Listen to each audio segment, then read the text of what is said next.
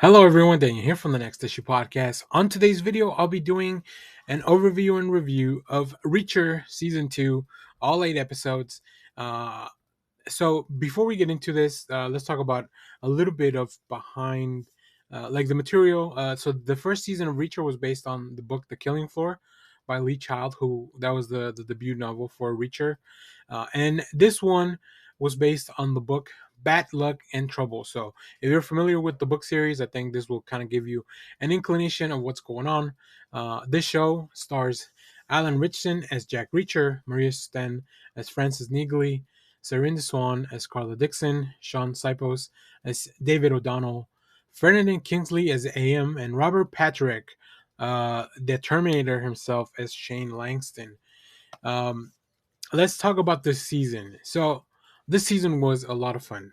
All 8 episodes, I think, are very well done when it comes to, first of all, recapturing some of the magic from season one. I think the show has even evolved the character of Jack Reacher, where I don't know, like, I know other actors have portrayed Reacher in the past, including Tom Cruise, who's fantastic, but like Alan Ritchson just really captures for me what I like from what I know about Reacher, what he should be like on a live action. And people may disagree. I'm fine with that. I'm not the most knowledgeable on the franchise. I only kind of know like what I've done a little bit of research before the show and with reactions and stuff like that. So another thing that I really enjoyed here is that this season Reacher is working with his old team. So this gives us a few things. First of all, it raises the stakes because we have people that Reacher cares about more, right? In the first season, he cared about the people, but it was really kind of like people he had just met. These were kind of strangers while he was trying to solve everything with his brother. It raises the stakes in that way. It gives us a more well rounded character when it comes to both Reacher. It also rounds out the season a little bit better because it helps with the pacing, right? We can focus on Reacher's relationship with some of these characters. We also get flashbacks where we get to learn more of his backstory, which I think it's cool if it's well done, and in this case I feel like it was very well done. And like I said, just raises up the tension. It brings different people with different skills on the team. uh, yeah, so that's very, and it gives Reacher more of a motivation that makes a lot of these things very personal, so that's very cool. So yeah, Alan Rickson is not only perfect as the character of Jack Reacher, but also he definitely has this like presence of like, man, the way he's shot, the way he's kind of like, anytime he's on camera, he's pretty much done in the most intimidating fashion. So I really appreciate that from the show. They really put the character over visually and also by everything that he's doing. The actor just finds the right way to find the mix between intimidating, threatening, a badass, but also like humorous and human, right? It makes you feel for him. So all those things the character very much delivers.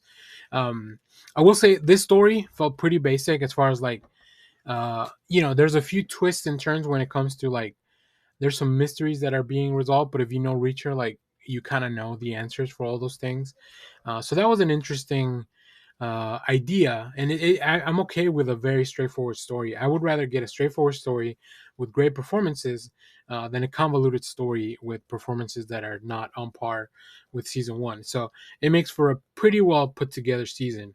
Um, and this season, I will say my one complaint is that it is less physical and it has a lot more tactical and gunplay and those kinds of things because Reacher is working with his old unit, and they're facing a threat that's a little bit bigger than just whatever was going, like than a small town threat from season one. Although Reacher still kicks a lot of ass, like there's still a lot more of the coming out with big guns and stuff like that. So that could be a plus or a minus for a lot of people. In this case, I prefer more of the physical confrontation. I know that's probably also more taxing on the cast, so I am I understand the choices to maybe change that up a little bit for the longevity of the show and for the longevity of the character, and also just for like ease of the cast. But and while those for sequences are still very well done, I miss the old like Reacher kicking ass. Where there's still a lot of that stuff. There's still a lot of like, how is that even physically possible. But yeah, that's really overall my one big gripe, if you want to call it that, with this season. But overall, like, it delivered really on everything that I was waiting for on a show.